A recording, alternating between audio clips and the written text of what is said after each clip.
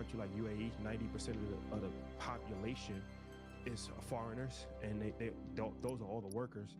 Nobody, you can't become a citizen of the UAE. It's impossible.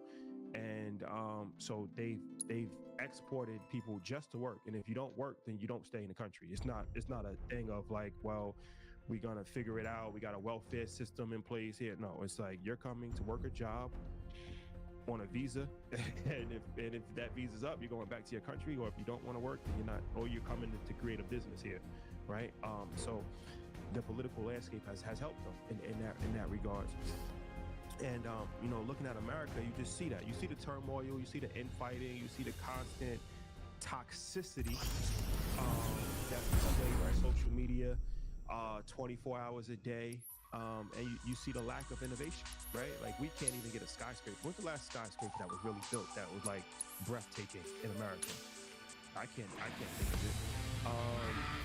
And you start to look at it, it's like, man, it's so fast.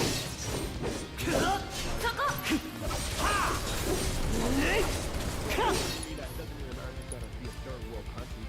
It'll still like, America still has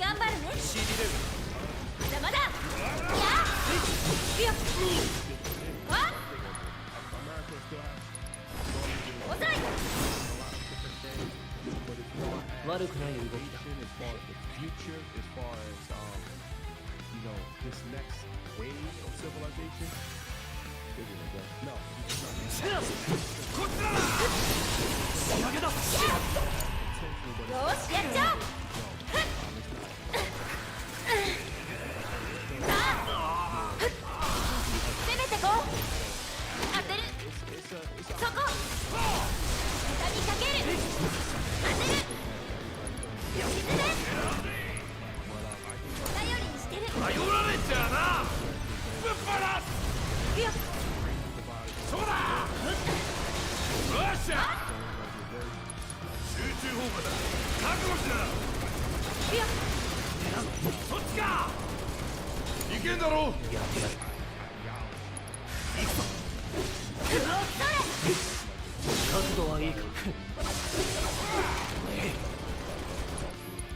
Promise of riches and freedom for your family.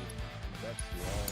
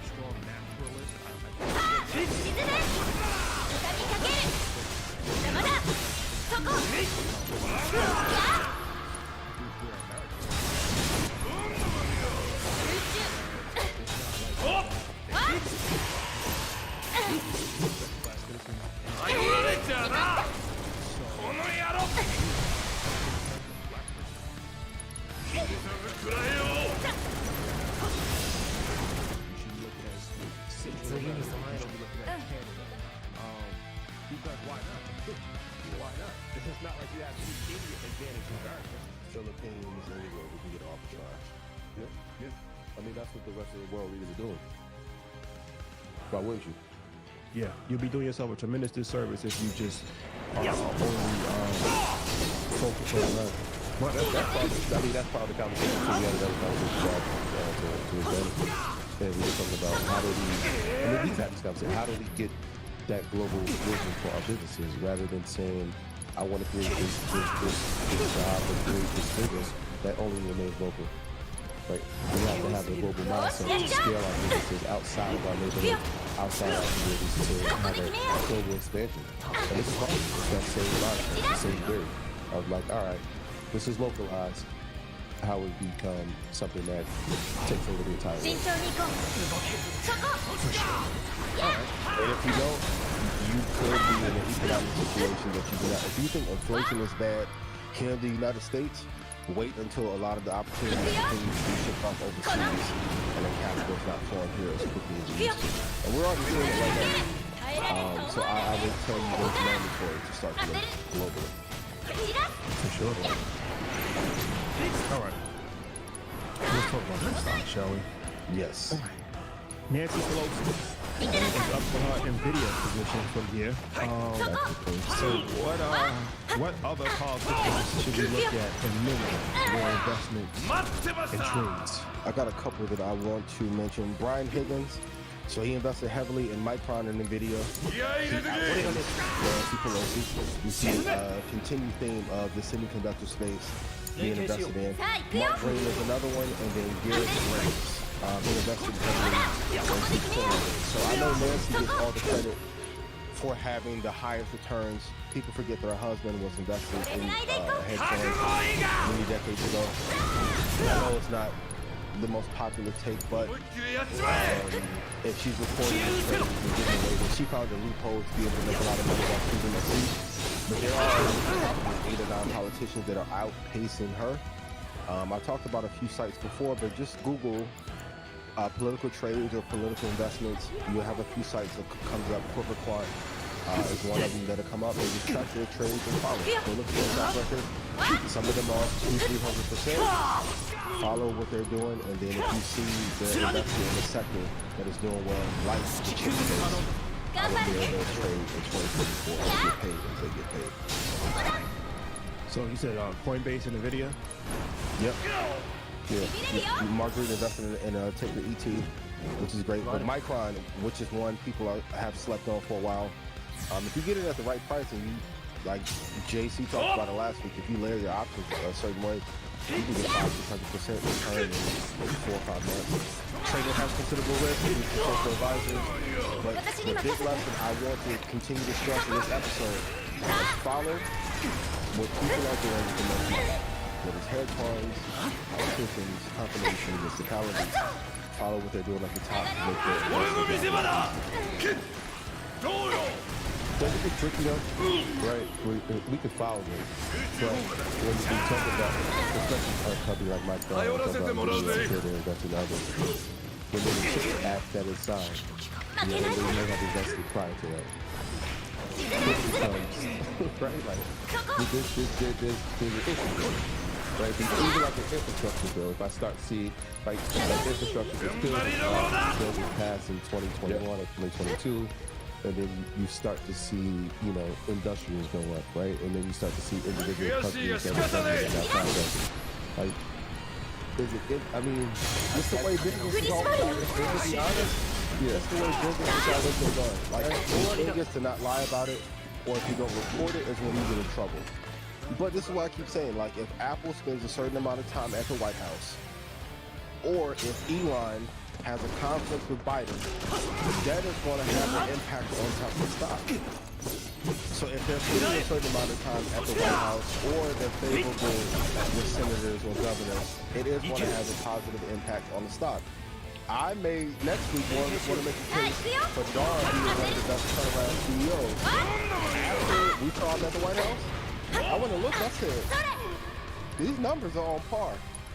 But him being there also tells me, they may be okay for the next 4 or 5 years. Visa's on it too. I had a chance to see him. CEO Visa. It's like there's a correlation between what the government is doing and then what the companies are going to do, and especially if they have some kind of business dealings or a cozy relationship amongst one another. Does it suck? Is it unfair? Yes. But this is the way the business is always been done. Yeah, but we can follow that trail too. Right? And I've said this plenty of times, and I'm sure we've covered it throughout the years. if there's the CHIPS Act specifically was designed to have chips made here in America, right? We saw what the shortage of having chips made for the pandemic. And so one of the ways to combat that was to create the CHIPS Act here in America, right? And so follow the companies that are fighting for that. And so I see a company like ASML and then building foundries here, and you see TSM building in Arizona. And you start to see these companies say, all right, well, there's an incentive to now build here. A company like Global Foundries is stepping up for who's doing it here in New York. You can follow that trail of companies that are vying for it. Back in New York City, you know, the IBM was in talks to try to figure out how they can partner, or Intel's in talks in another state to figure out how they can partner to bring semis here. And so you can follow those pieces because they know there's an incentive if they do it, right? And that only helps from a domestic standpoint where we don't have to outsource to get the chips. So we can get it here, then there's more, and it's going to be less expensive to get them. So follow those paper trails. And regulatory filings are, and the government is a market maker. So if the CHIPS Act gets pushed, or hypothetically if China tries to invade Taiwan, it's no TSM building as an contagion event. Oh, please no, please no.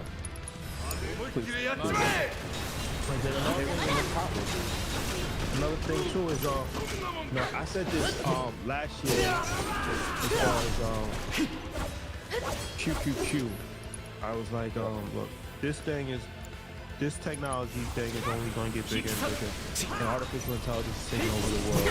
And even if you don't want to put all your eggs in one basket, it's a high probability that QQQ is going to go crazy just based off of the landscape of everything that we're hearing is all based on artificial intelligence and technology. And I mean, if you look at the 52-week low for QQQ, it was $281, and it's at $422 now. Yeah, 422. Yep. For ETF, that's crazy. And that's insane. And we should start doing like how Kai Cenat does, where he has like videos that play. Mike, make a note of that, because when we was on a Breakfast Club, the first time we was on a Breakfast Club actually, and I had mentioned at that time I had a call for QQQ for, I think it was like 350. And was saying like, you know, what do you think the probability of QQQ reaching 350 over the course of 2 years? That was 3 years ago. So what I'm saying is this: we just came from Davos, and we got a lot of insight on, you know, where the world is headed. You have to invest at your own risk, but it's a high probability that these certain things are there guaranteed. Let's say it. These chip stocks are going to continue to go up, the good ones, and the Qs are going to continue to go up.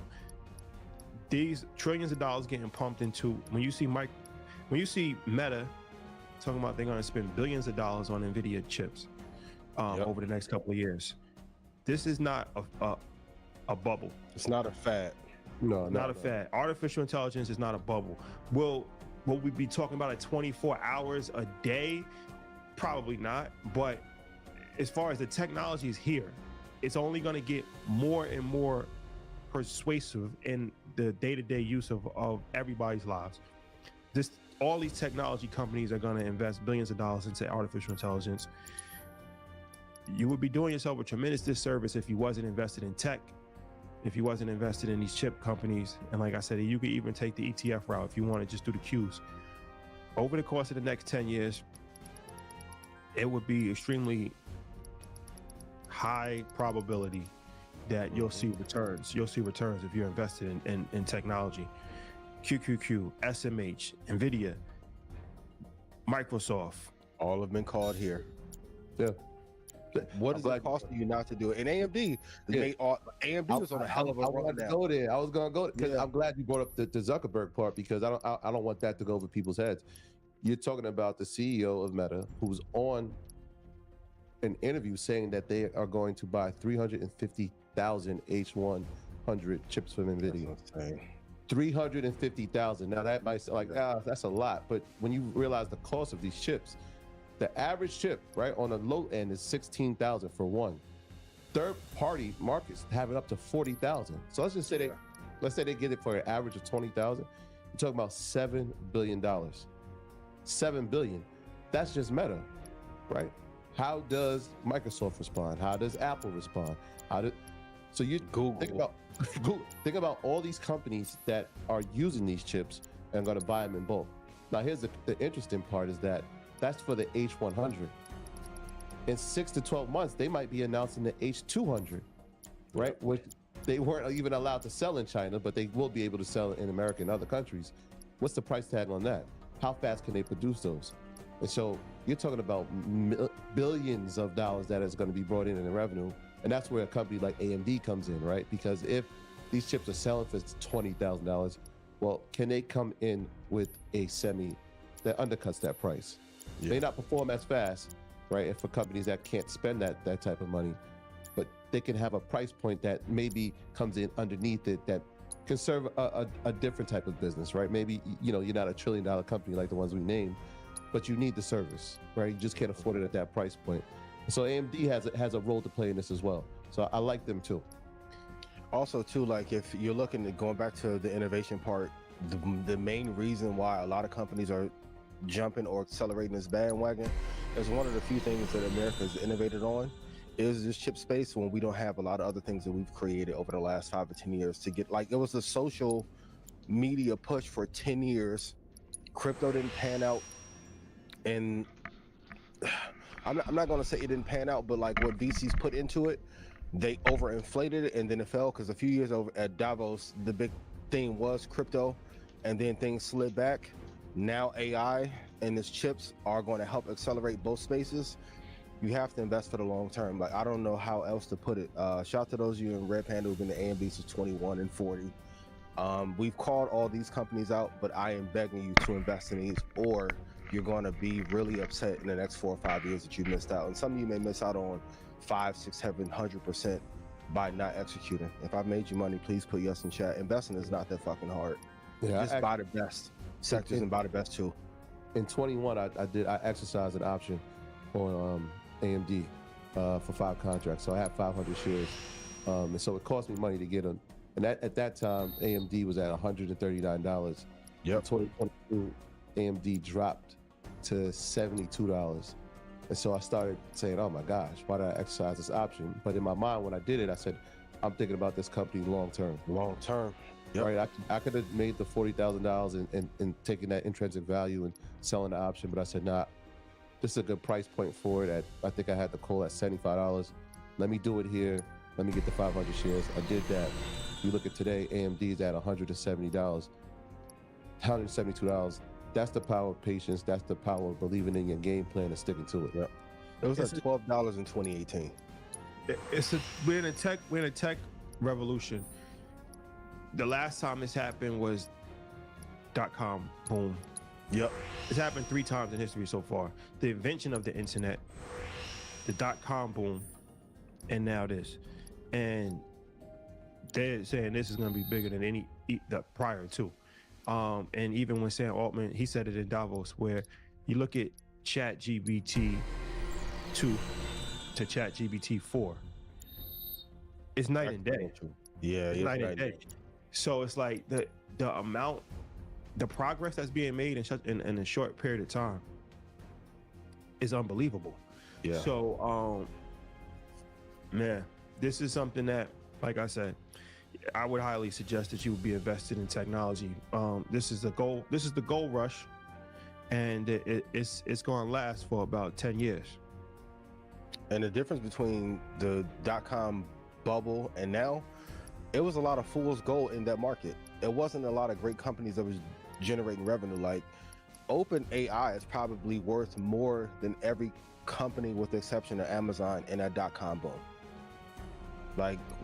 Like you said, the evolution from ChatGPT 2 to 4, it would have taken some companies 10, 15 years. They innovated inside of 2 or 3 years. Like, I am begging you guys, like, the proof is in the pudding. The returns are there. It's talked about globally. Please do not miss this wave. And I know some of you asking about SMCI and ASML.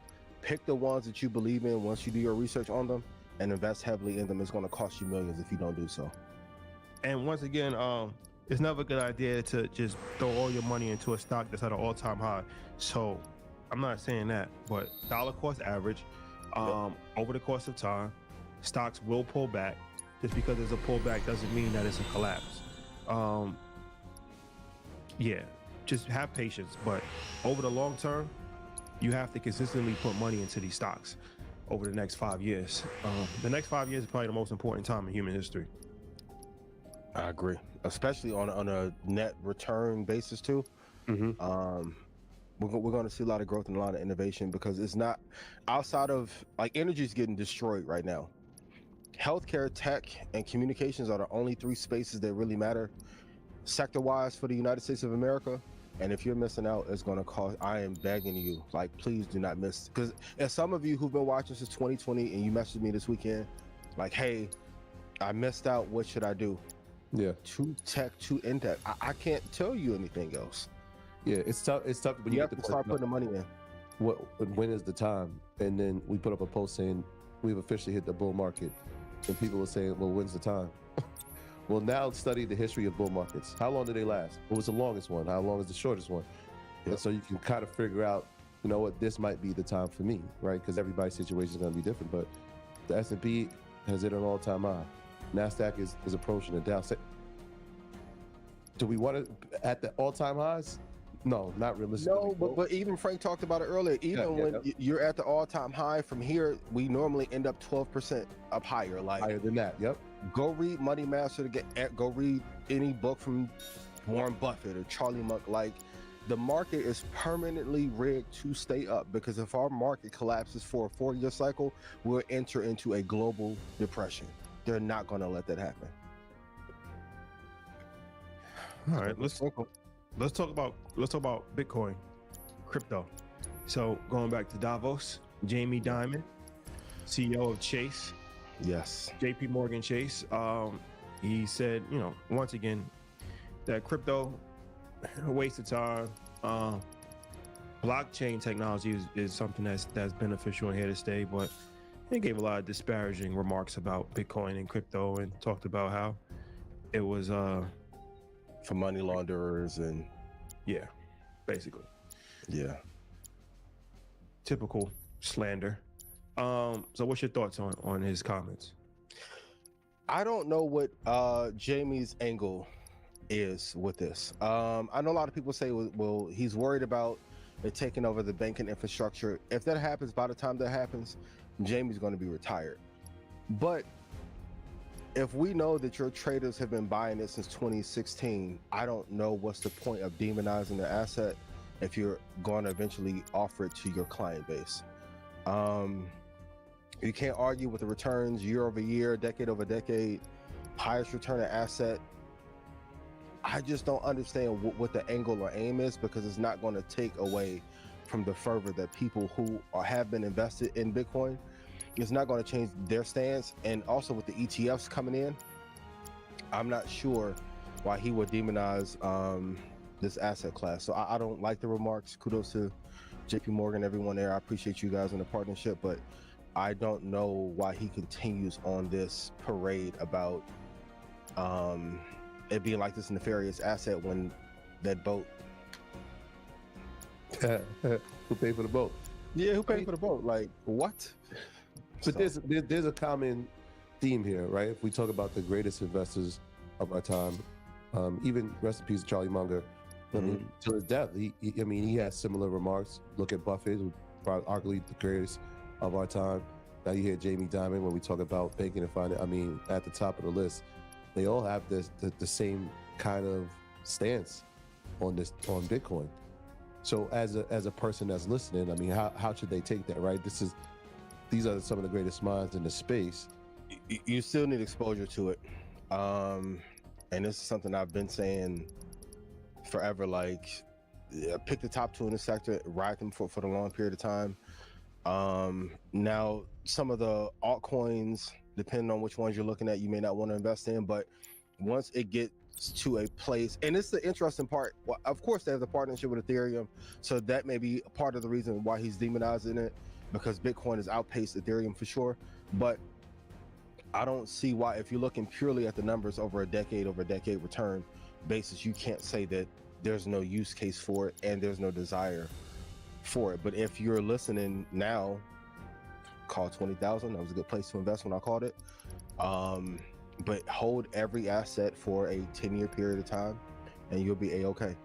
Please put it in chat. Investing is not hard. When to start, what to invest in, all that's been answered. They have to go to the Alps and bring the information back. If it takes all that for you to invest, yo, just don't do it. Just don't do it. It is what it is.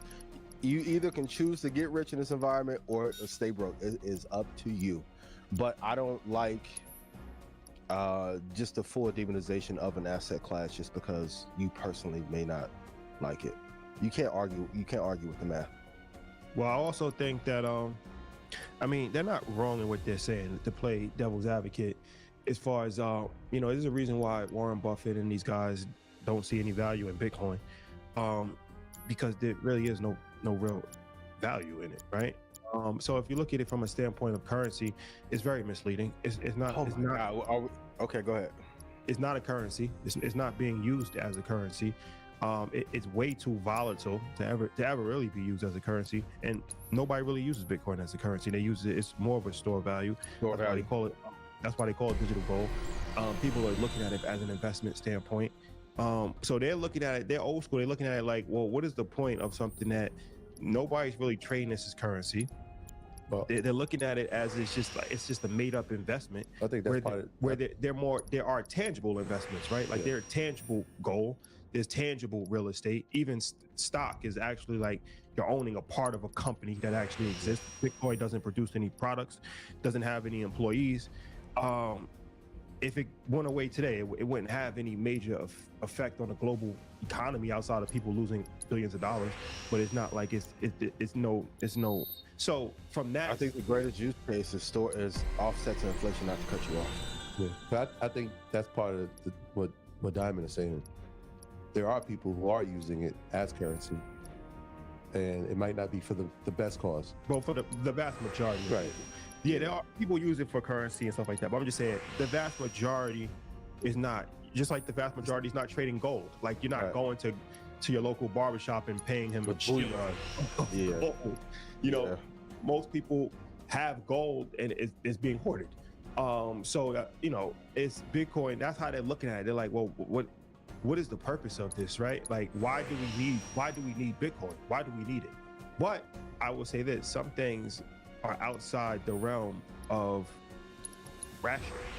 You don't have to be able to fully understand everything with a rational mind for it to actually make sense. It's just enough people have to believe in it. So I think that enough people believe in the idea of cryptocurrency, Bitcoin specifically. It's what it was supposed to originally have stood for. And I think that would be enough for it to sustain. I don't think it's going anywhere anytime soon. I think it's going to be here. But I think that, from a pure economic standpoint, the economist, old school economist, they're never really going to fully understand it, because they're looking at it like, well, this doesn't, there's no way how you can make me believe that this is worth $40,000 one day, $60,000 the next day, $10,000 the next year, $1 million in 10 years. But couldn't people have said that about, I can't believe I'm taking this out of this argument, but couldn't you have said the same thing about the tech market in 99 or 2000? If we look from 95 to 2005, the market was damn near flat. Yeah, for sure. It's overvalued. Also, the value of the dollar has dropped 90% if you don't believe in fiat currency. And truth be told, cryptocurrency is the revelation of how people feel about the American fiat system and the banking system in one. For 50 years, they told us 7 to 12% maximum was the most that you can get out of an investment to be deemed safe. When there's people in the streets and bodegas who are making way more than that, and here comes a currency or an asset class that produces more, and all of a sudden it's vilified. Why didn't you give us the 15 to 30% that you guys were getting in muni bonds and other shit that you were investing in?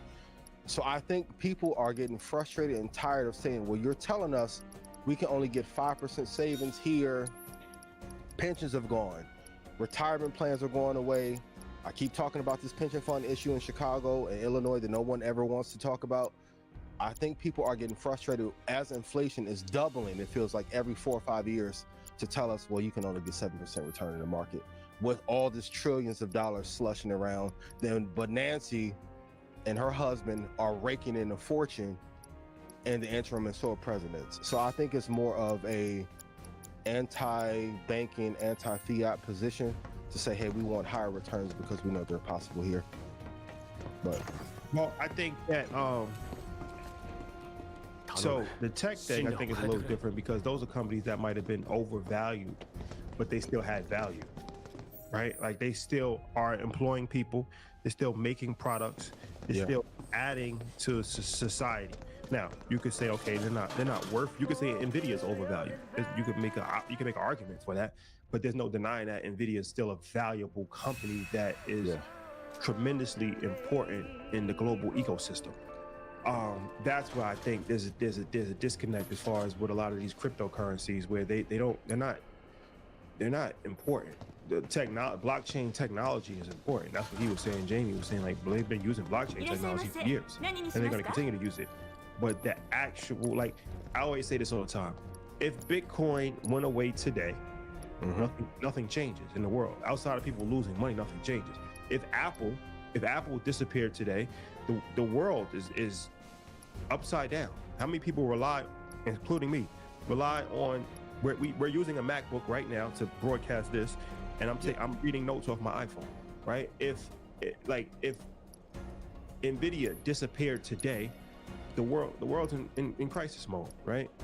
There are a lot of companies that if they disappear today, not only would millions of people be out of jobs, the world. If Apple went away, America collapsed. Yeah. So it's interesting. Bitcoin, and by the way, I believe in Bitcoin, but I'm also a non-partisan person, so I can see both sides of the situation, and I think that a lot of it is just mental. But once again, we live in a world where you convince yourself of things, and that's all you really gotta believe. You got it. You if you believe enough. Look, I mean, religion. It's all based on. No, I'm just saying it's all based on belief. It's all based on belief, right? Okay. It's all based on belief. Nobody's ever seen anything from 2,000 years ago, 1,500 years ago, but billions of people put a belief into a system, and that's what faith is, right? Believing in things that you don't fully understand or things that you can't see, right? Yeah. That's the most core thing to the human element that we have.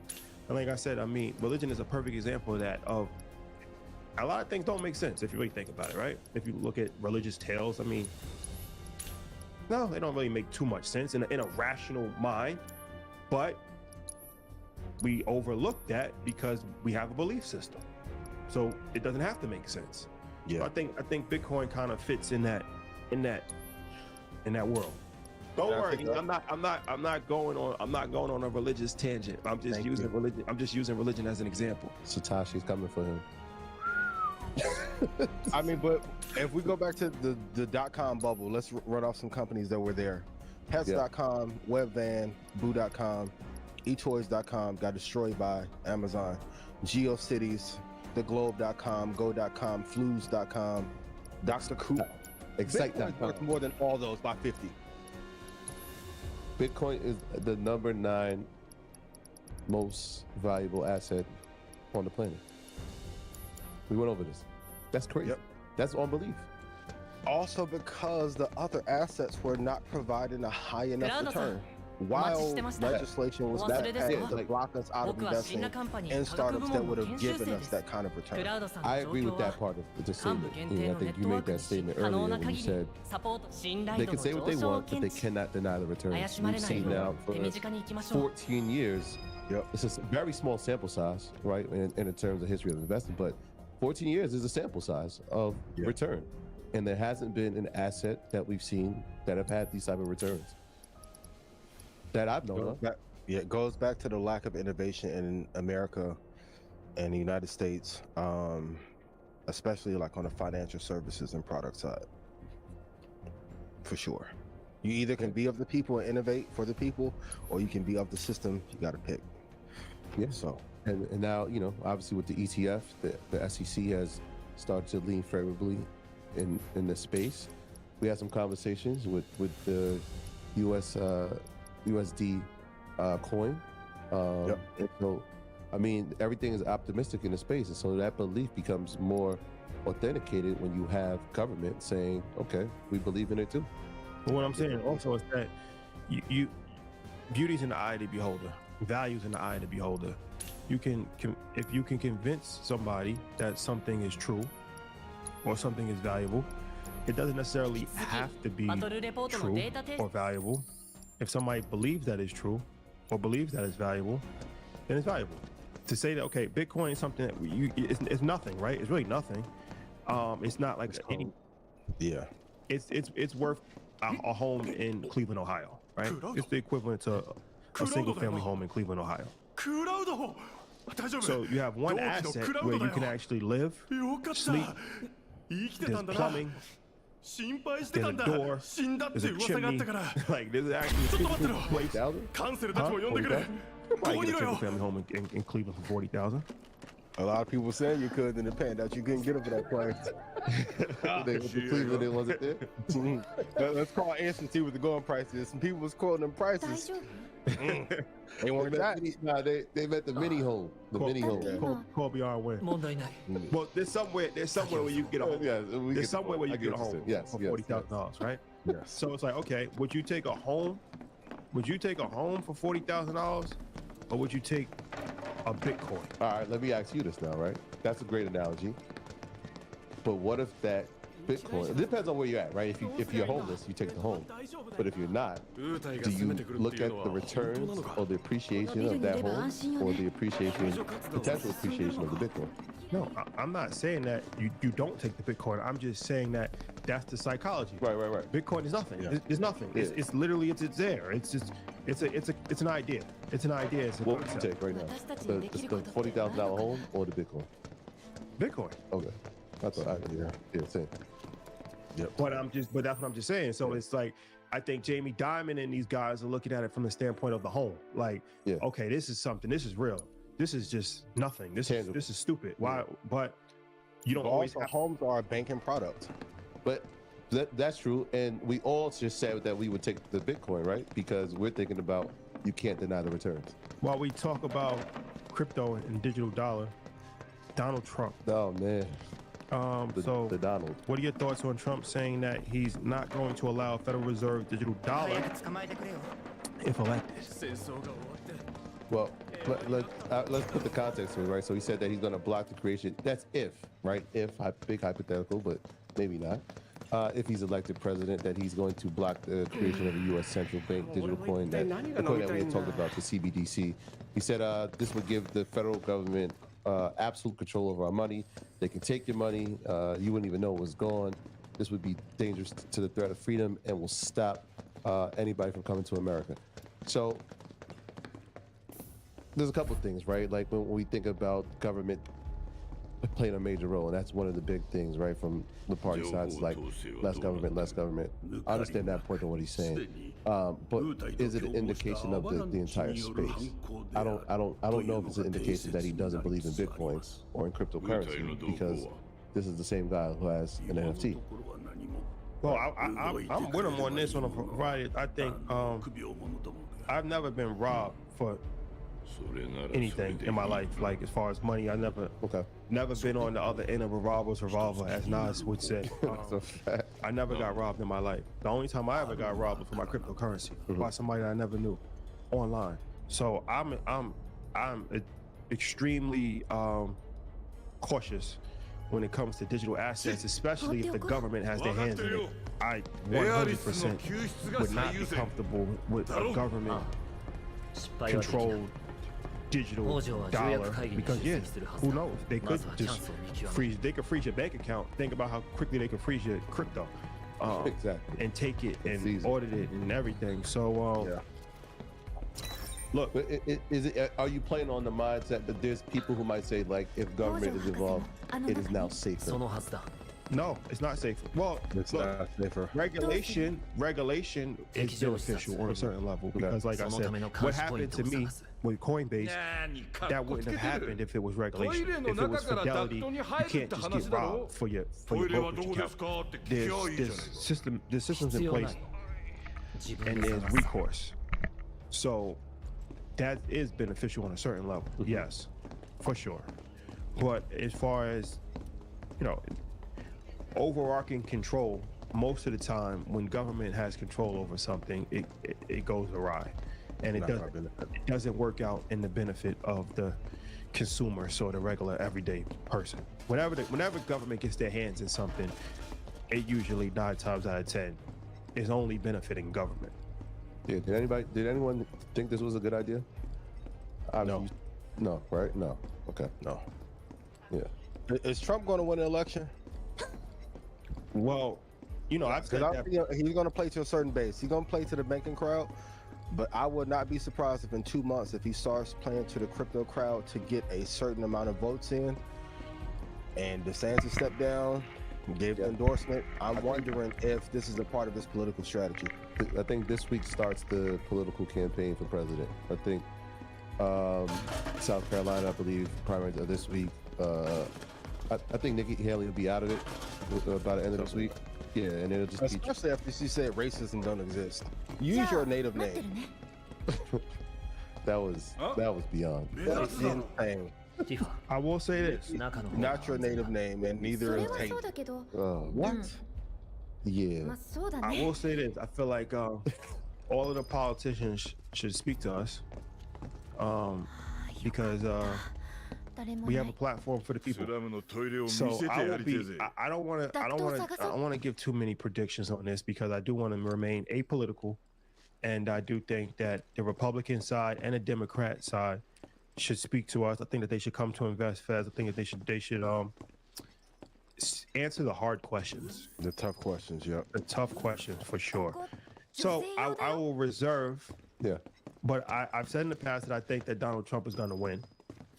But let's tread lightly on that. Yeah, let's ask the questions. Let's hear the answers, and let's form our own educated opinions.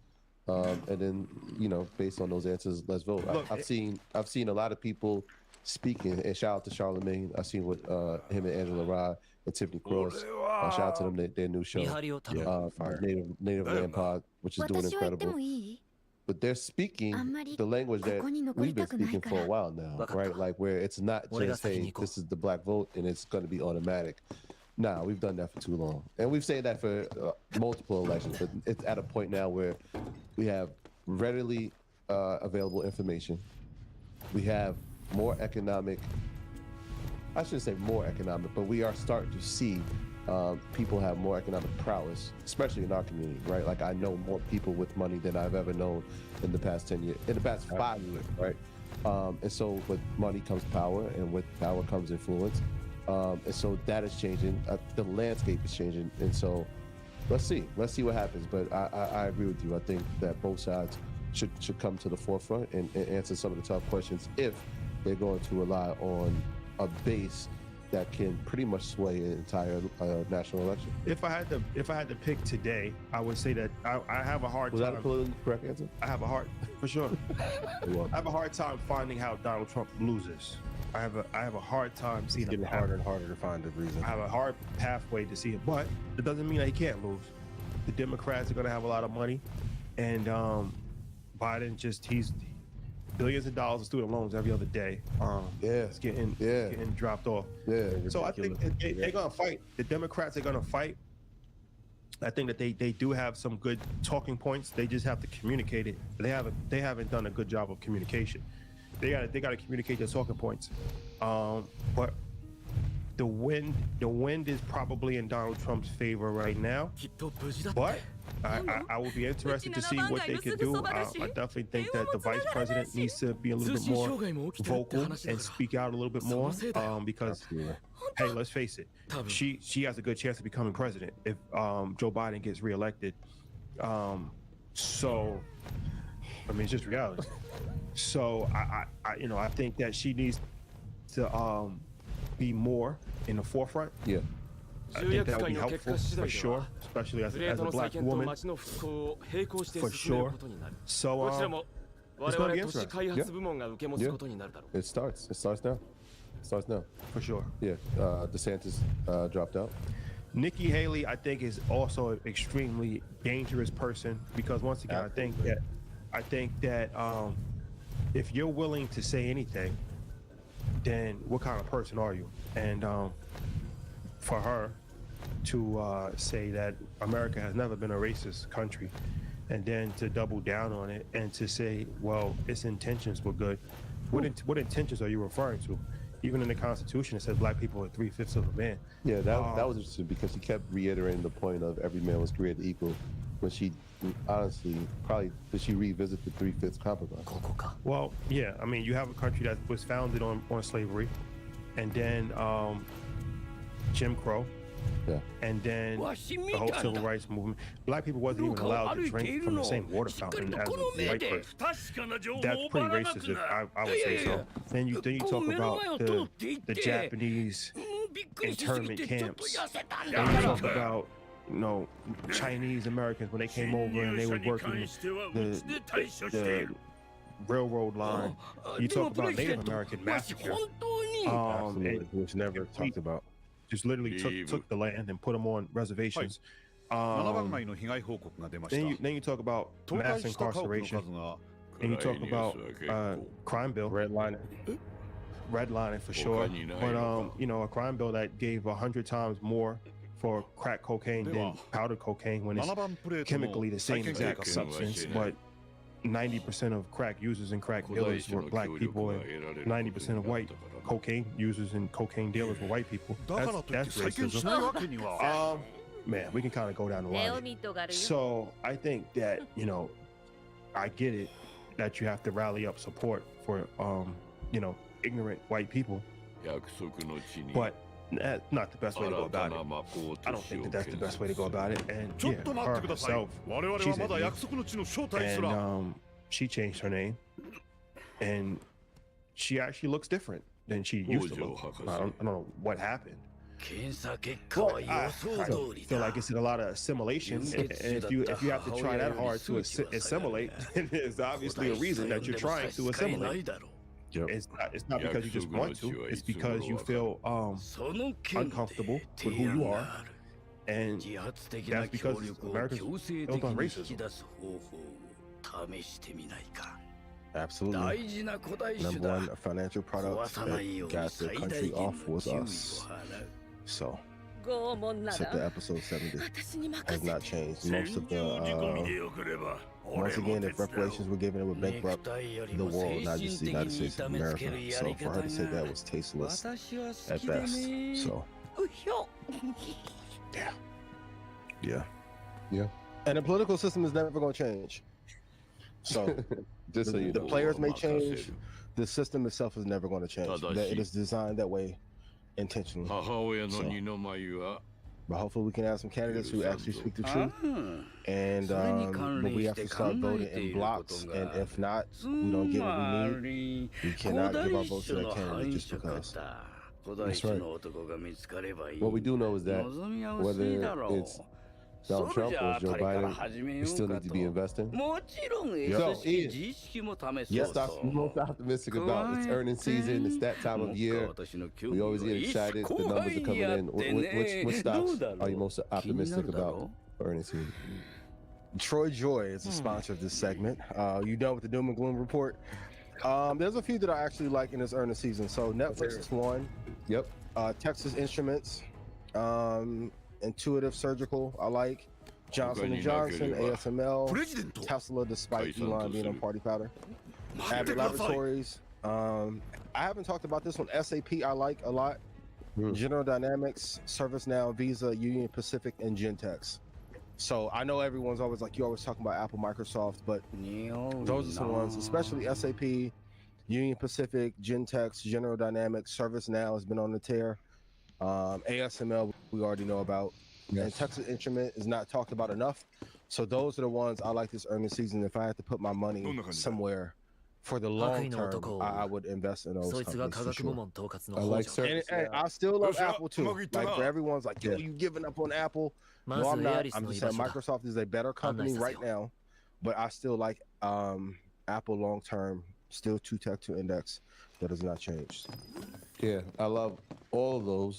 So this week we're gonna get ASML on the 24th. Next week we got AMD. I'll just add the big ones that everybody's looking for.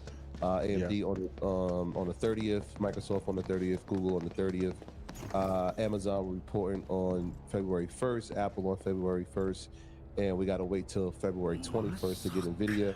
But I'll also Meta also be reporting on February 1st, and I'm throwing in Cloudflare. Okay. For those not to know, Cloudflare is a service platform that helps improve security, reliability, and loading times of internet applications and websites. And so if you figure this is all part of that AI community, right? Like you figure if there's going to be more artificial intelligence, there's going to be more security, there's going to be more cloud around there.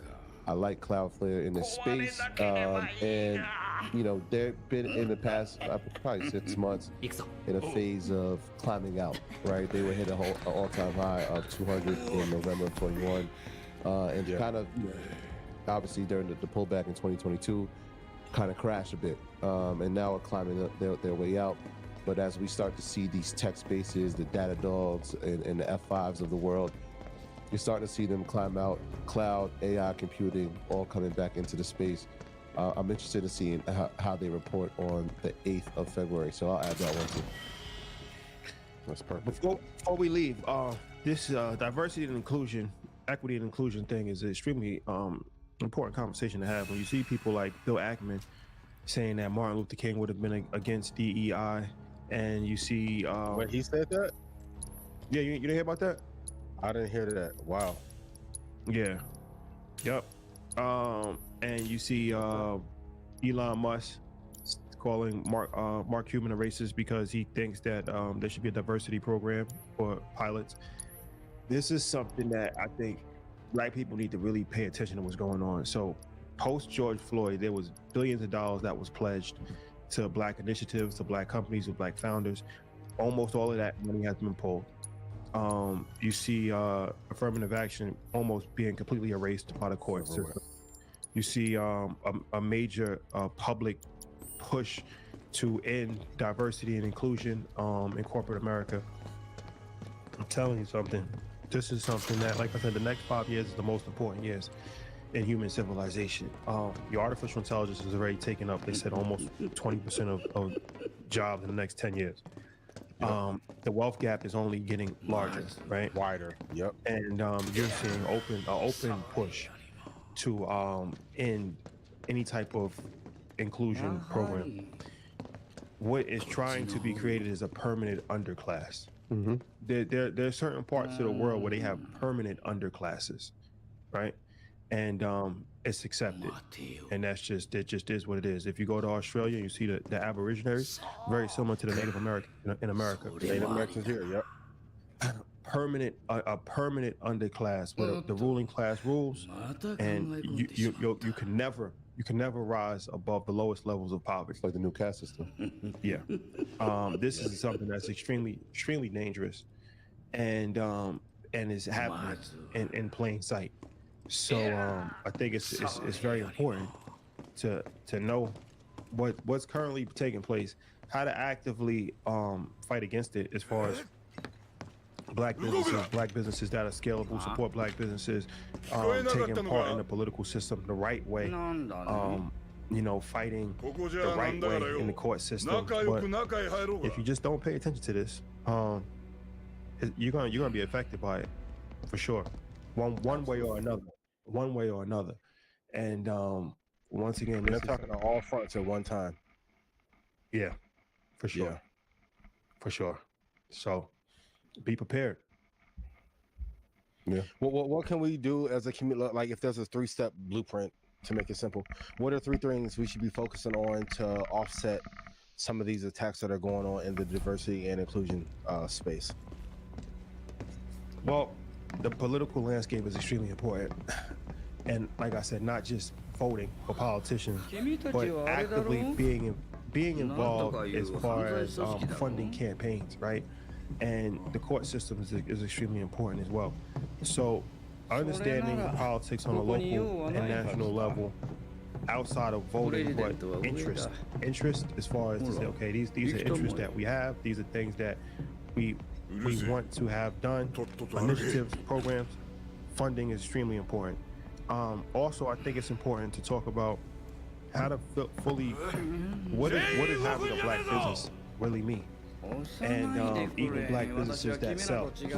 And it's like, you know, a lot of times when black businesses sell, there's a tremendous push on social media to call them to sell out, or to, you know, and you actually are hurting the valuations of companies. And your negative comments are costing people hundreds of millions of dollars because a company is like, okay, well, now if I buy a black business, I'm going to have to deal with pushback that I don't have to deal with if I buy a white business. So just that, their valuation might be 500 million, but I'm only paying 300 million. But what you don't understand, what you guys are failing to understand is that liquidation events usually are the only time where you can actually get a large sum of money. Even if you have $100 million business, you might be running on thin margins, and you're not really making that much money. And if you get $300 million, now you can actually affect change, because it's been actually proven that black people usually spend money with black people. So now the entrepreneur that just sold their business for $300 million is gonna circulate back to the black economy somehow. So she'll probably start a new business, right? She'll fund, or be a fund, be an angel. She's gonna invest in other businesses. She's going to hire black people. This is going to triculate, and it's going to be actually more beneficial than if she would have kept the business, because now she might be only making $1 million a year. Right now she gets 300 million. We need more uber rich black people. We don't have enough outside of business. So it's like a lot of people that are uneducated on social media with negative comments, you don't realize how dangerous you are, because you actually do have power. Because you control social equity. So your one comment leads to a domino effect of 1,000 comments, and that leads to a variety of things that happen outside of the realm of your understanding. And you're not able to understand what you're doing, but you're actually having a very negative effect on black businesses and black economy, period. And just from a negative standpoint of just negative comments, you know, it's like you just gotta be very careful of using words like, oh, sell out, or oh, you did this, or like, I'm not supporting anymore. No, it's something that I think, you know, you just gotta be extremely careful of, because without knowing it, you're actually part of the problem. Yeah, because you're a customer base, right? So if some companies say that they're going to buy this company for $500 million, right? They're looking at it like, well, if I buy for $500 million and 20% of the customer base says they're no longer supporting me because I'm buying it, then the valuation comes down. So we got to be mindful of the position that we're in, right? So we should be feeling like, hey, this is an accomplishment. Yes, they can now support that. They've now reached a certain level, which will create new funds, which will create new opportunities for people, rather than saying, oh, the product is going to change this. You send it to this company now. And what people don't realize is most businesses don't even make it to second generation.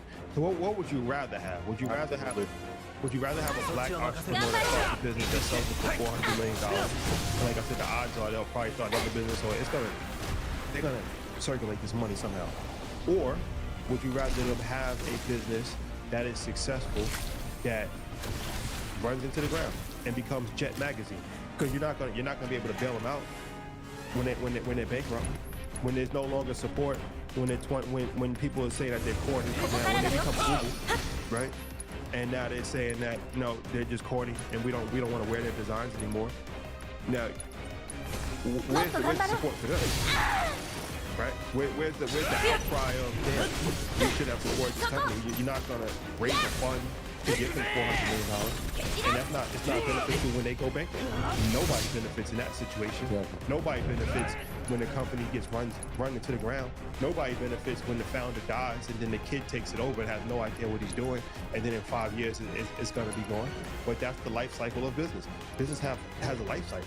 Just like people have life cycles. Very few businesses last 300 years, 500 years. Of course, that's great. It's not common. It's not common. So it's like sometimes you gotta take emotion out of it and really think from a rational standpoint. What are you getting this for? You're getting in business to change people's lives, to have a product, but to ultimately make money. That's the whole point of it. Should the founders that get these large corporation events they be obligated to give a percentage to the community through investing or reinvesting back into the company in the same fashion that we have like other entities do it, or do you think there should be no obligation for that? Because sometimes when these events happen, people feel as if, well, that's great for them, but like, what do I get out of it? Nothing. You get nothing. What do you for the product? You get combined license. This is it. I deal with Arena said something when he was like, I never heard a white kid saying like the first thing he wants to do is buy his mom's house. I never heard a white person ever get asked, what did you do for your community? Nothing. Did nothing for your community. Right? Like, we put so much, right? But that's because the system inherently does for that community, though. Look, not anybody's responsibility to change the trajectory of a million people's lives. It's gonna happen by accident. That's what I'm trying to get you to say. Like, if a black person gets rich, it's gonna benefit black people by accident. Yeah. Now, whatever they want to do on top of that is great. But nobody should be held to this standard of, well, what did you do? What did you do? Like, you know what I'm saying? Like, people ask all the time, like, well, what did you do for your community? What did you do for your community? So what are you currently doing? You've been there for 30 years. Well, I'm not a millionaire. Okay, you could coach a basketball team. You can get the money if you have. You could clean up. You could have a cleanup project on Saturday and clean up the park. It doesn't cost anything. You can have a mentorship program. What did you do? So I think that black people have a problem with a savior. We have a savior problem. There's no savior. I'm gonna be honest with you. A white savior is not coming to save us, but a black savior is not coming to save us either. Nobody's coming to save us. It's a collective. It's a collective. Once you work as a collective, then you understand that every person in society has a responsibility. Every person in society has a responsibility. Some people's responsibilities are bigger than others, but if we look at it from that collective standpoint, you never see it. I've never seen a Chinese person ever say like, "This is my savior."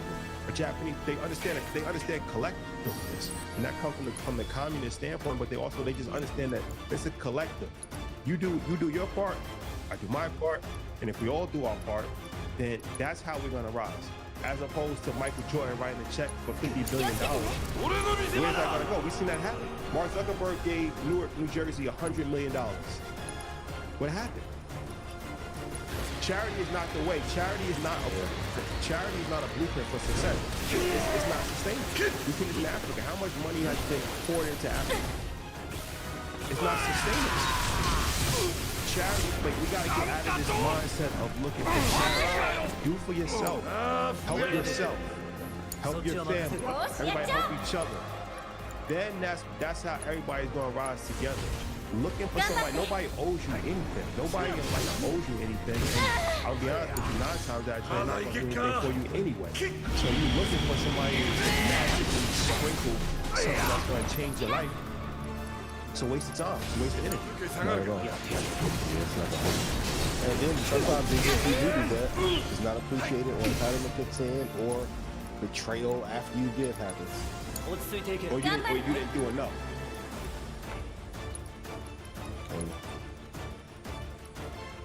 If I gave you something and you should come up and I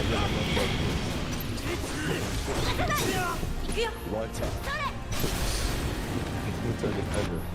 Return the favor, please. Yeah. But what do I know? Last question. What do you say to people that said you changed after you went to Davos? And you got your reptilian card. That's in on a spicy note. And we got to look about other things too. Yeah. Shout out to the reptilians out there.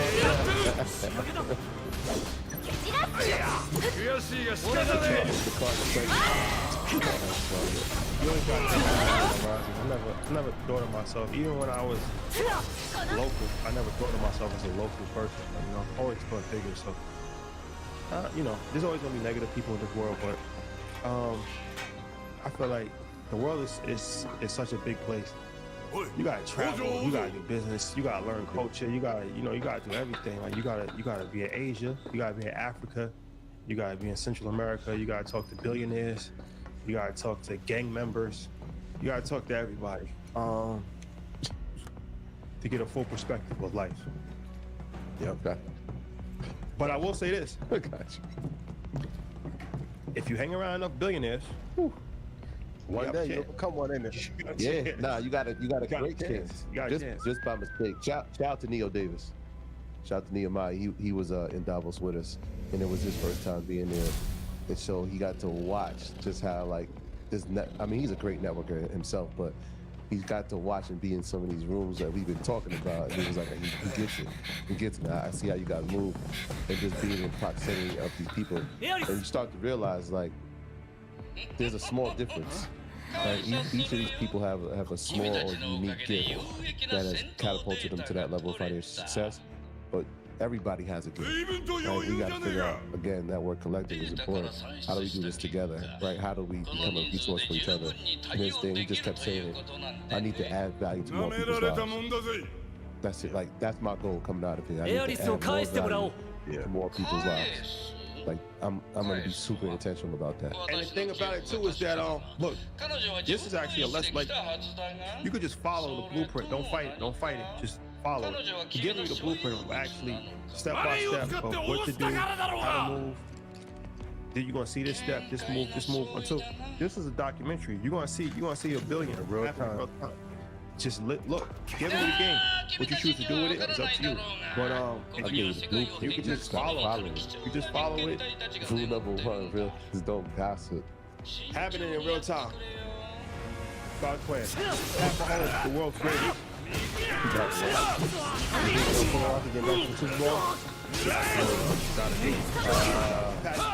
Pat Mahomes in the Chiefs. Shout out to Chiefs Nation. Lamar did it tough. We did it. I'm going with Lamar. Who got Lamar and who in the NFC? I'm following the little conspiracy pages. Them colors look like Ray was supposed to be there. Yeah, we had Ray was supposed to be there.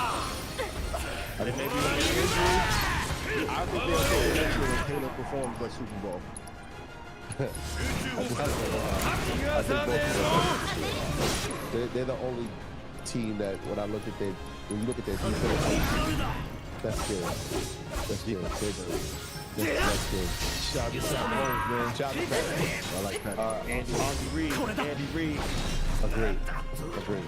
Kelsey. Better than Belichick or no? No, not yet. That's 6 of them. He got 6 of them. Tom Brady, I need you on the podcast. We need. Hey, I told Coach Prime to his face. I said Travis Kelce's gonna be the greatest tight end of all time. He looked at me like I was crazy. I said we're gonna remember this, and I'm gonna pull back out. Listen, ladies and gentlemen. It's been real. It's been extremely real. Yeah. Yeah. Just know, real, man. Just know. Yeah, shout out to everybody that's tapped in. Shout out to everybody that's listening to Market Mondays, the podcast. Shout out to everybody that's watching this live on YouTube. The show. Love is love. For audio. Sure. And shout out to everybody that supports the movement, man. The Red Panda family, Area Leisure Network, everybody, man. Love is love. Everybody, reach out to your people. Tap in, check in on your people. It's important. One text, one phone call. It don't take much, man. Reach out to your people, man. Love is love. Let me run off these earnings again real quick so we give the most value. Netflix, Texas Instruments, ISRG, John. Bust out the lightsabers. I was not the lightsabers.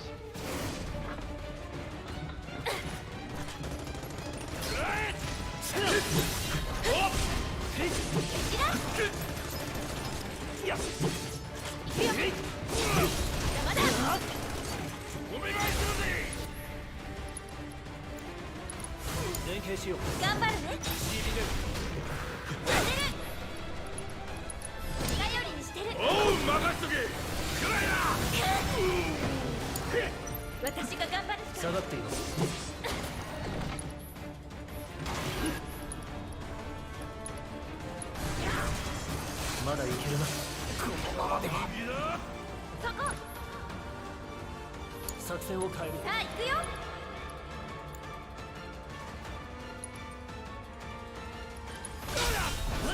頑張って。行くよ。キラッ。さあ行くよ。当てる。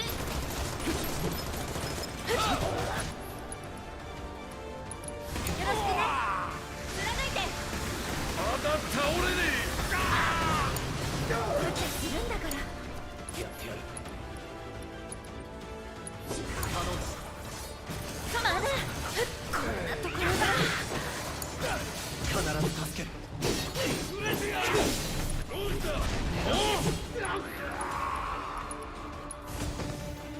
無茶はするな。当てる。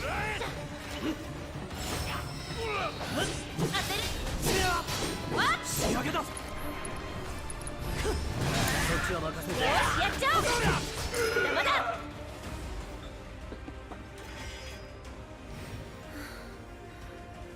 エアリス、大丈夫？ありがとう。よかった。ここから出るぞ。え。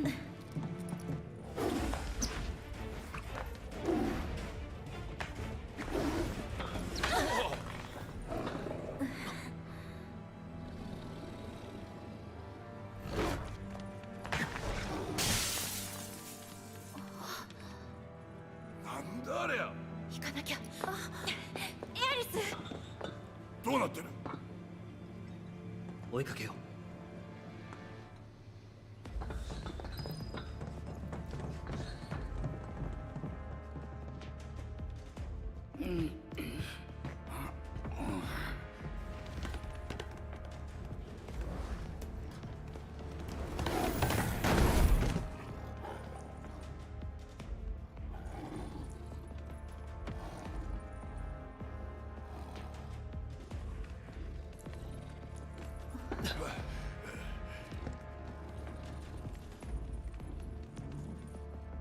あ、やんのかよ。待って。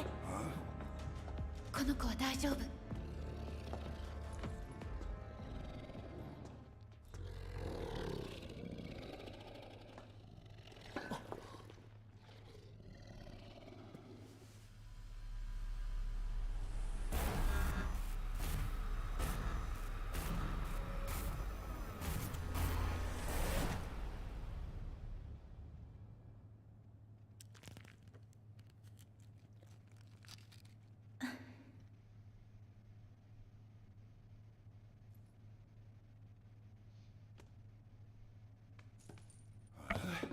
なんなんだよこいつ。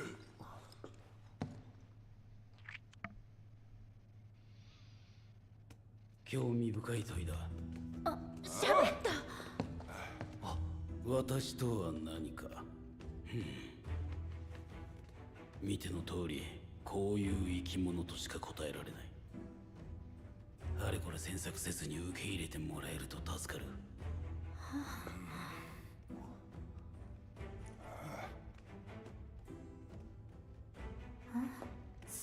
13。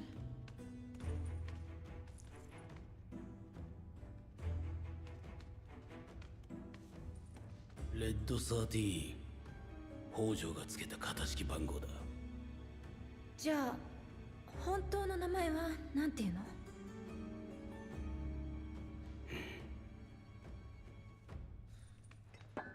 逃げられたか。あの野郎どうする。追いかけるか。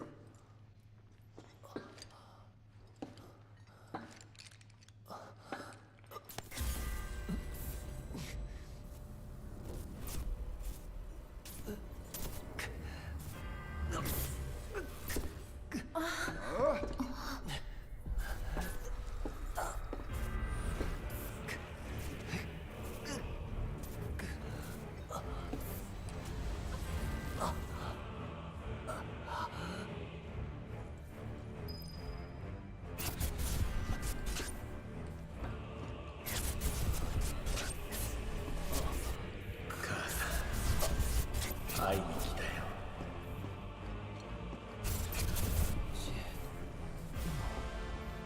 母さん、一緒にこの星を取り戻そうよ。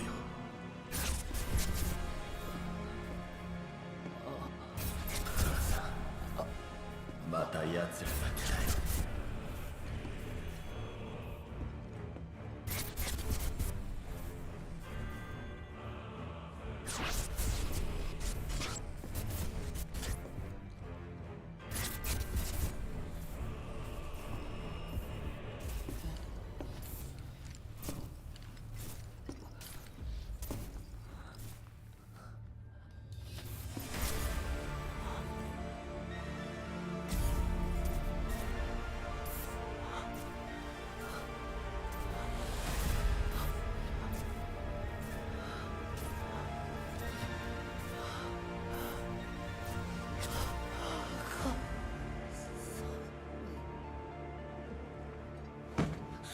クラウド。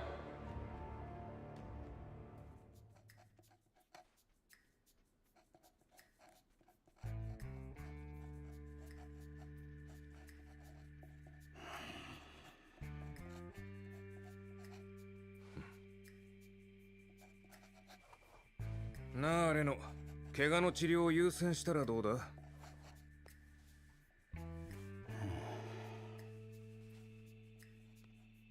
でもよ、7番街は放っておくのか。我々に何ができる？そもそもあれは必要だったのか。拒否したところで他の誰かがやっただろう。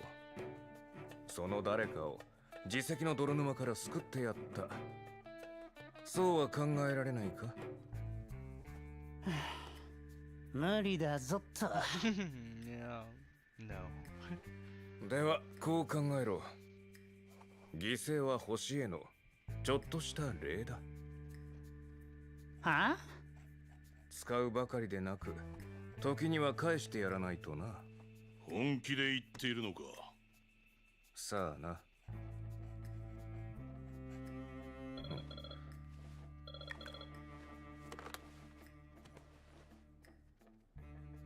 はい、了解しました。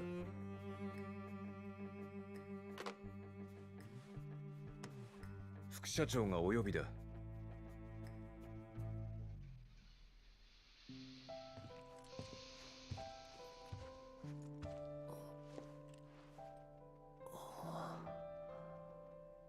クラウド、よかった。目覚めた。大丈夫？ああ。ここ。子供の頃ここで暮らしたの。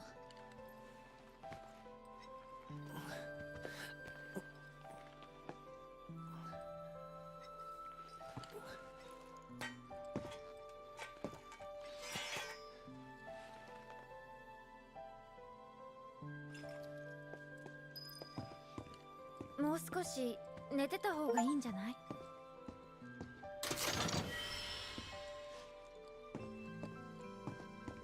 お母さんと2人でね、ここで眠ったんだよ。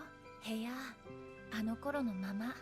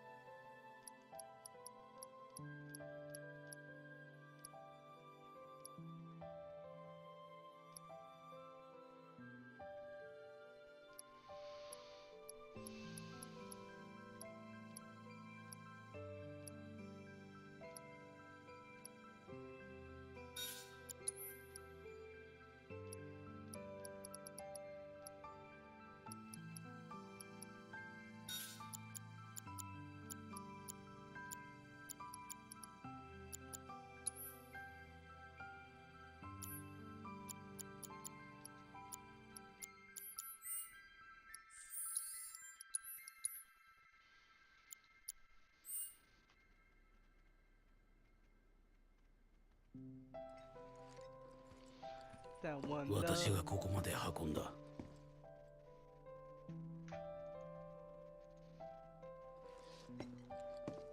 礼はいらない。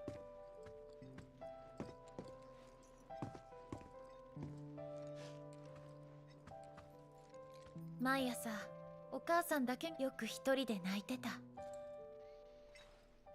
エアリス、脱出の前に話してくれ。いろいろあるはずだ。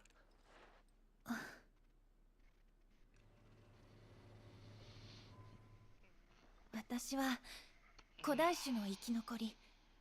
それはもういいよね。あ、古代種っていうのはシンラがつけた名前ね。本当はセトラっていうの。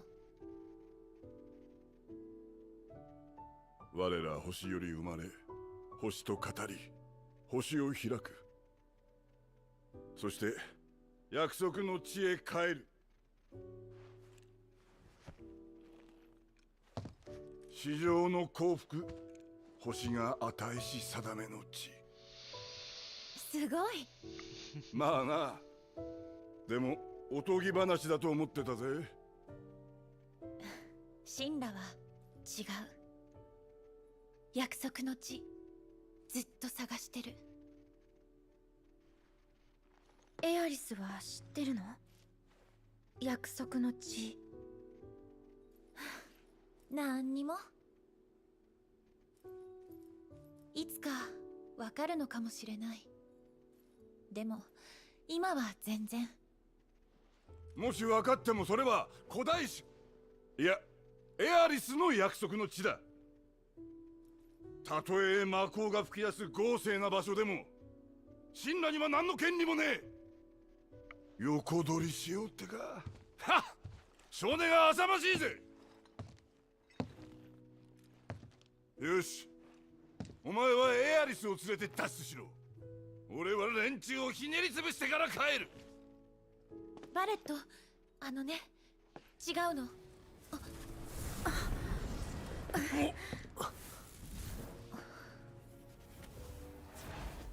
ったく何なんだよこいつらは。神羅製の化け物か。フィーラーだ。運命の番人という理解が最適だ。運命の流れを変えようとする者の前に現れ、行動を修正する。運命って運命？言い換えればこの星が生まれて消えるまでの流れ。その流れはもう決まっている。そういうこと？ああ、星は力尽きてしまうらしい。んな真っ暗な未来に向かって俺たちを送り込むのか。フィーラーはよ。待て待て待て、そもそもなんでお前はそんなこと知ってるんだ。難しい顔して適当なこと言ってんじゃねえのか。さてはてめえ神羅の犬だな。犬ではない。エアリスが私に触れた時、フィーラーの知識もそこにあった。あのね、聞いて。エアリス、私たちの敵は神羅カンパニーじゃない。きっかけは神羅だけど、本当の敵他にいる。私どうにかして助けたい。みんなを、星を。エアリスは何を知ってるの？今は迷子みたい。動くほど道がわからなくなる。フィーラーが触れるたび、私のかけらが落ちていく。黄色い花が道しるべだったんだ。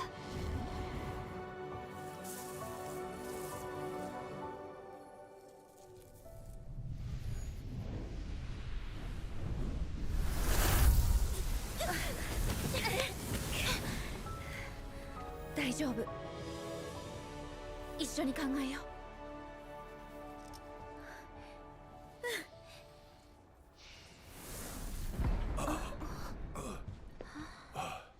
う。なんだ？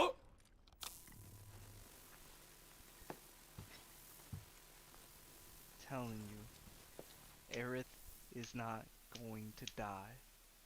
She's just not. Destiny will change.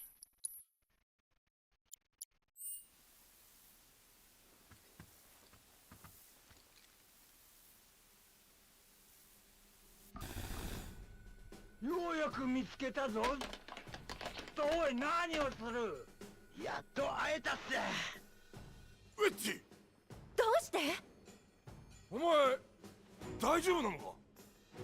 エルミナさんのご飯が美味しくて。ってそんな話してる場合じゃないっす。もうすぐ。今の何？爆発？本気アバランチの作戦っす。混乱を起こしてプレジデントを狙うっていう。間に合わなかったな。今の爆破で警戒態勢に移行した。閉じ込められた？慌てるでない小娘。見ろ、研究施設内はまだ移動可能だ。屋上まで行ってください。本家のヘリが待機してるっす。本家のヘリだ？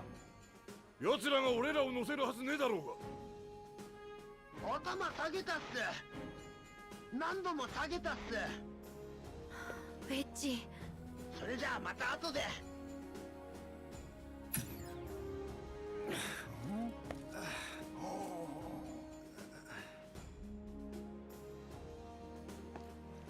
たくあいつ勝手に動きやがって。でも助かった。ああ帰ったら説教だな。Alright, gang. I got the. Yeah. Red X hasn't joined us yet. I'm a little sad about that.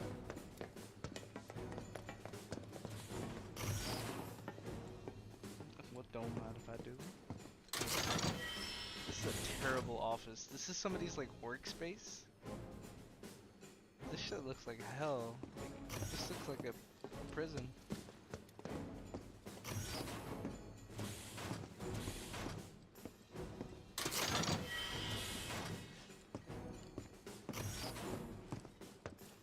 To とにかく屋上に向かえばいいんだよな。北条が逃げ込んだエレベーターが使えるようだ。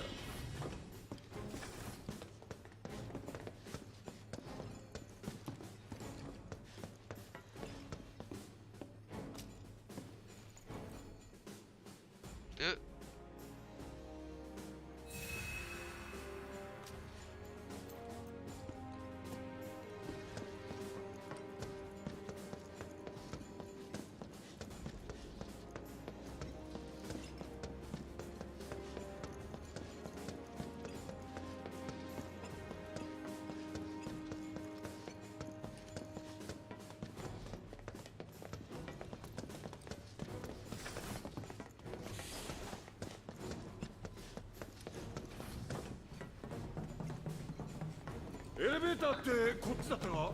そうだ。北条の匂いがまだ残ってる。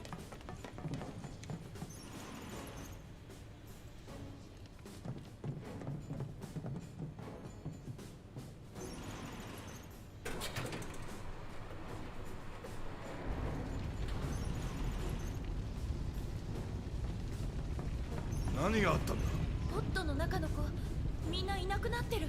嫌な匂いがする。この奥だ。どうすんだろう。どかすしかない。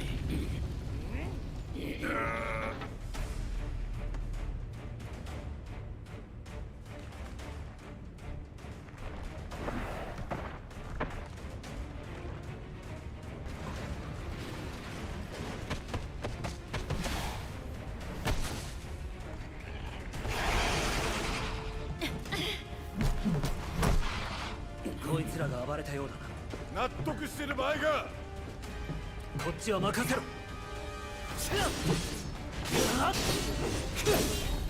覚悟はいいか。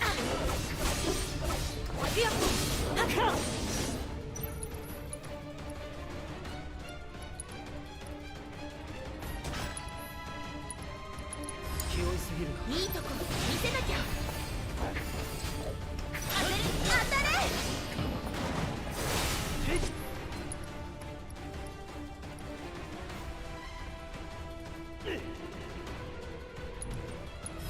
頑張って。ここから狙える。行くよ。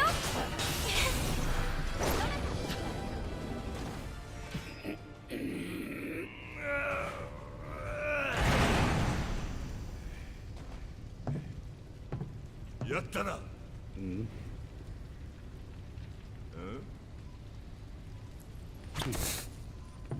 あっちいなおい。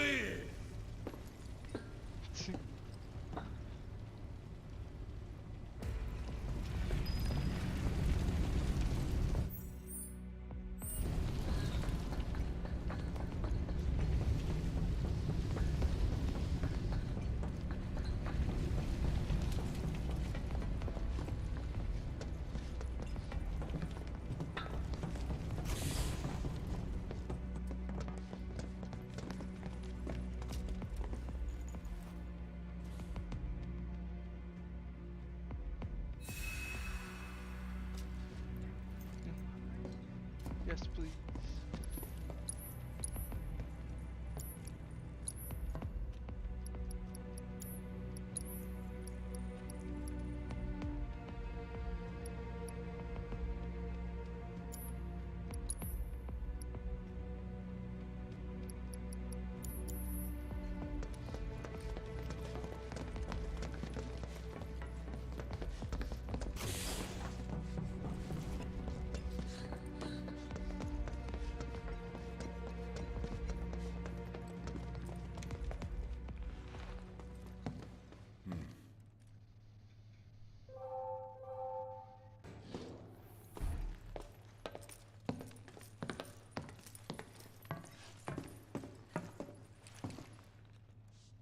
Go. うん。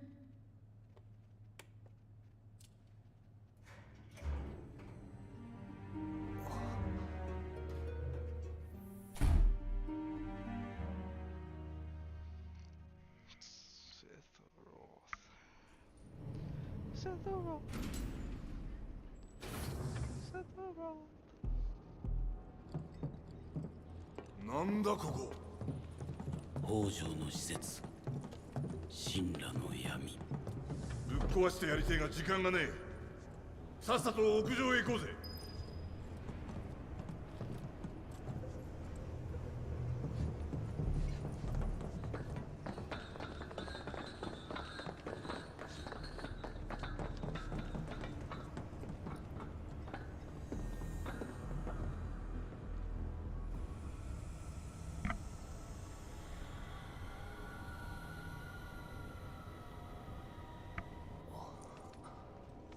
なんだありゃ。ジェノバ。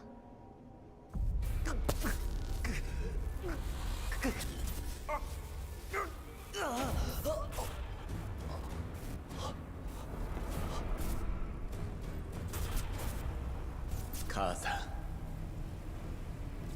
一緒にこの星を取り戻そうよ。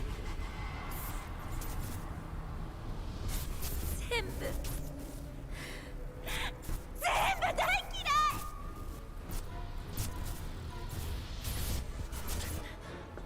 クラウド？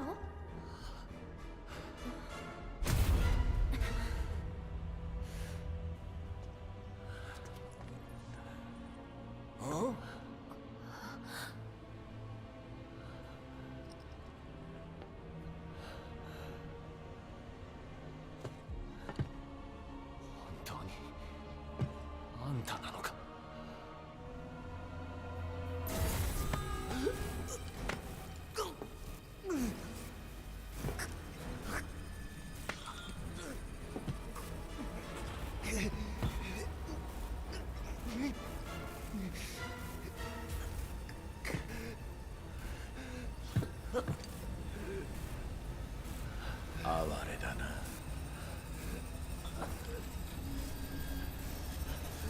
受け入れろ。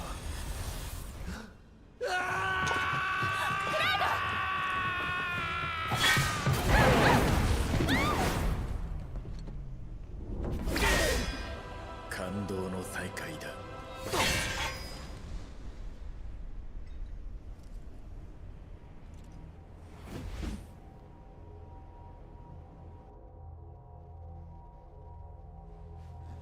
晴らしい。やはり仮説は正しかった。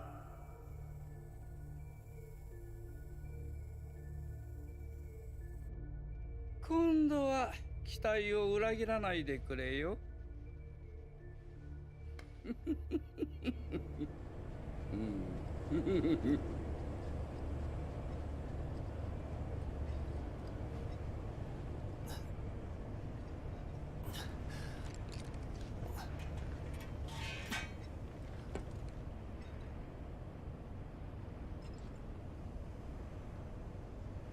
急がないと。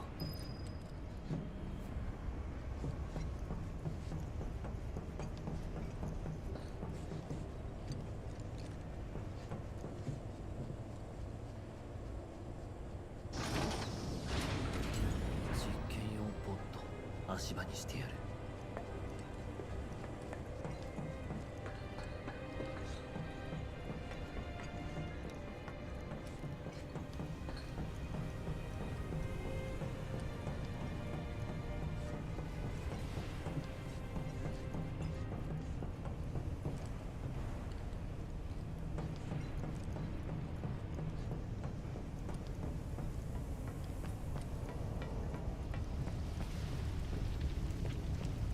面倒だな。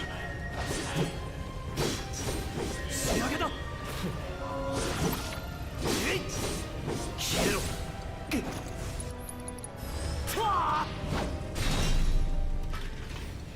当然の結果だ。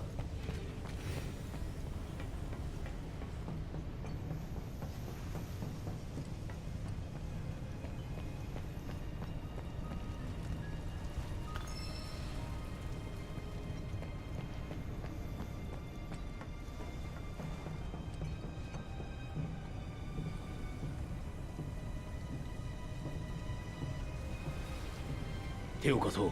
頼む。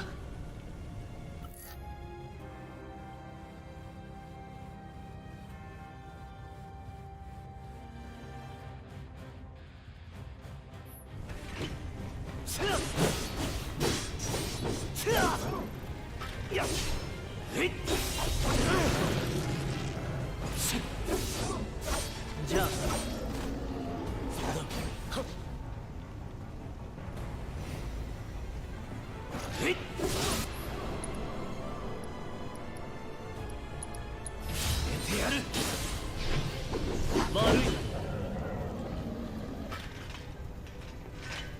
無事か？ああ、ティファンたちは近くにはいないようだ。探すぞ。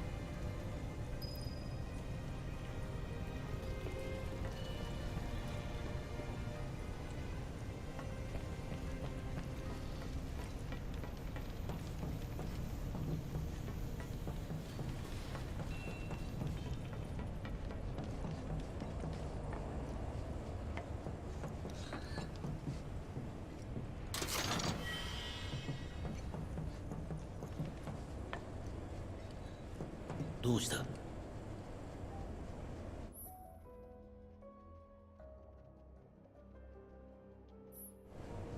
あれを使えば向こう側へ行ける。私なら飛べそうだ。頼めるか？ああ。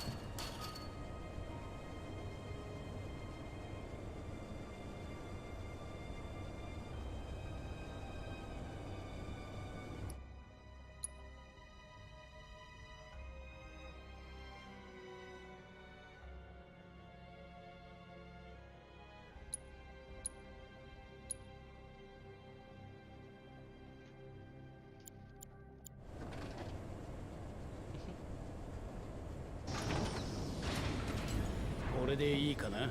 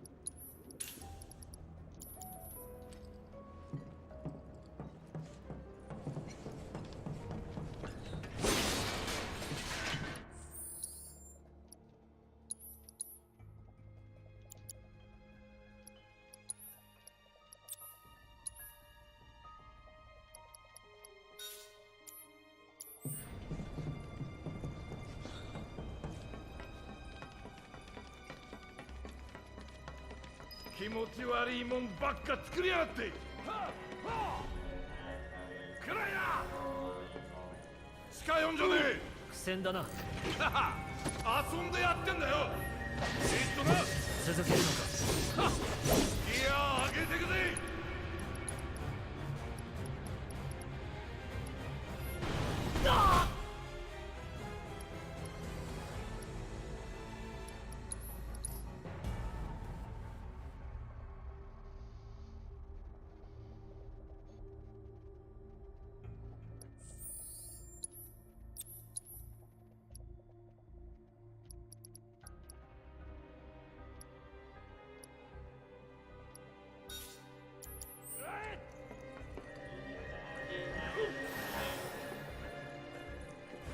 近寄んじゃねえ。苦戦だな。遊んでやってんだよ。な続けるのか。いや上げてくぜ。そこだ。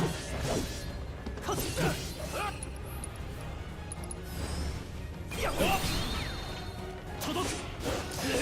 いや。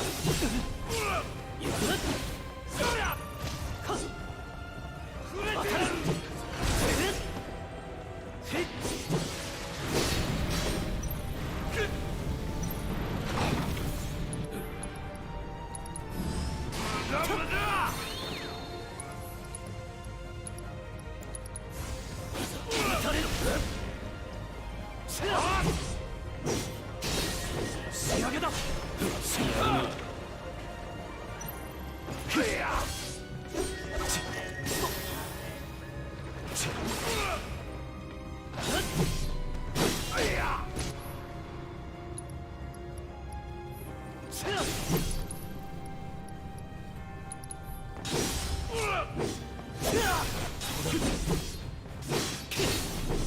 め。やっ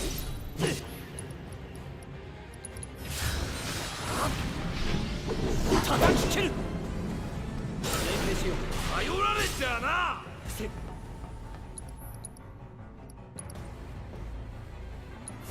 荒らしてやら。いや来いよ。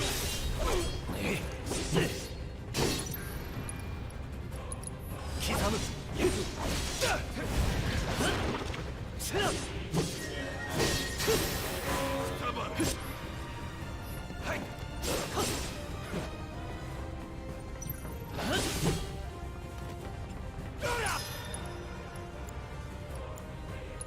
頼んだ。この燃やしてやんでいい。来いや。ほっ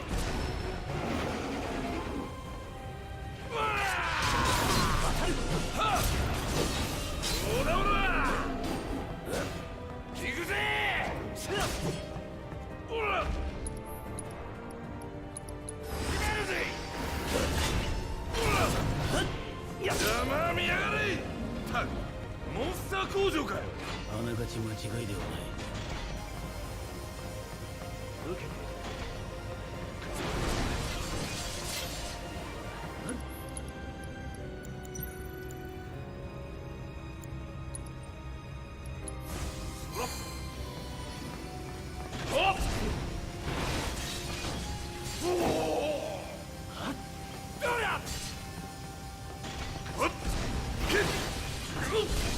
来い。なんだと。いけんだろう。俺が出る。轟け。まずいな。まだいけっか。かかってこい。はい。くらえ。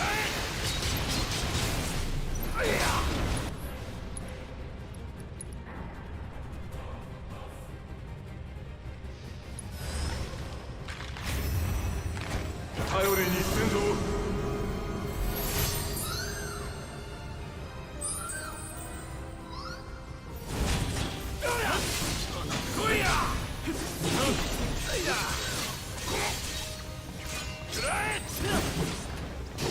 お見舞いするぜ。飛び上がれ。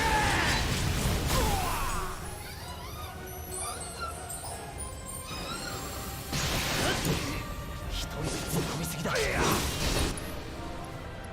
キリスです。仕上げだ。気負いすぎるな。俺の見せ場だ。や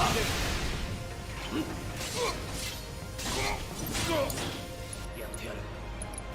そっちは任せる。頼られちゃうな。おい、大丈夫か。ああ、問題ない。ならいいけどよ。出口か。これからどうする？まずティファとエアリスを見つける。それから屋上だ。どっかにエレベーターがあんだろう。邪魔は入ったがやることは変わらねえ。さあ行くぞ。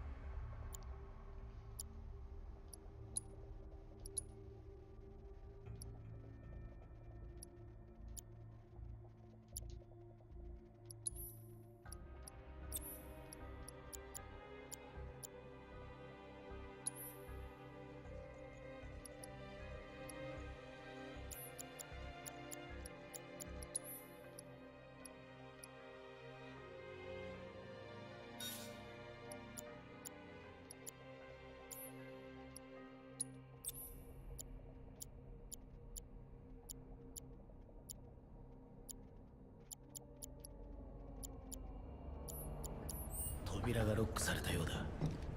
引き返すのは無理だ。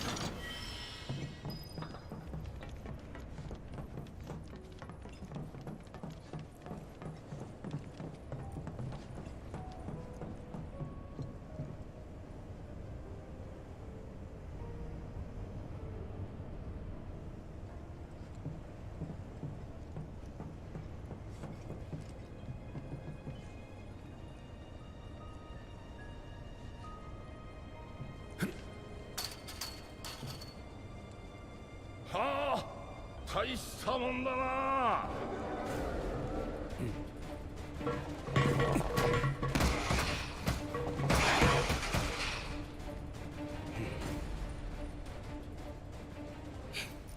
やったね。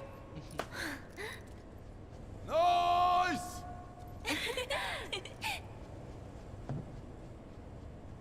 待ってて。私たちもそっち行くから。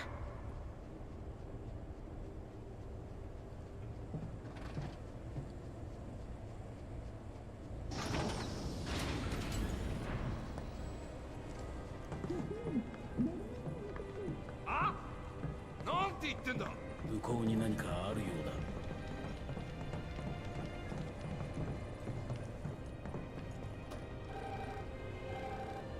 もしもし、クラウド、聞こえてる？ああ、そっちは。この通り。でもこの部屋出られないみたい。北条。どうだね。私の実験場ドラム、すなわち世界の最先端の居心地は光栄に思いたまえ。私の大いなる仮説の検証に君たちも貢献させてやろう。は？準備が整い次第第三研究室の扉を開ける。あ、いや、そこにいるならちょうどいい。準備の方も手伝ってもらおうか。有益なデータをきっ待しているよ。準備だ。あの野郎何を勝手に。無視して先に進めない？奴のことだ。都合のいいデータが取れるのでここから出す気はないだろうな。研究室って言ってたよね。行ってみる。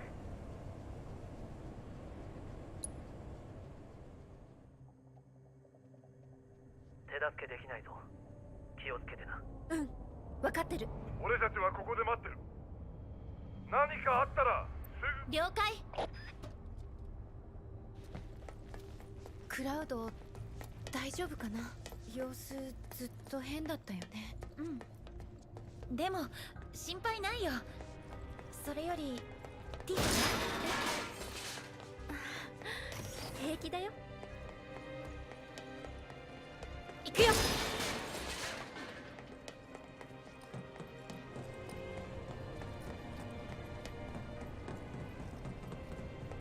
第三研究室ってここかな。扉開きそうにないね。どうにかできないかな。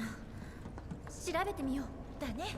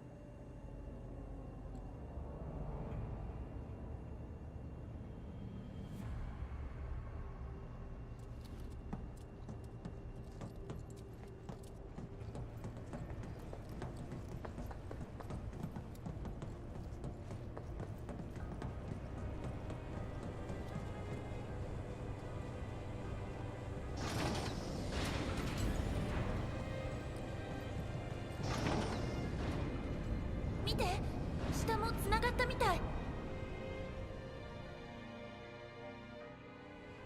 クラウドに報告しよう。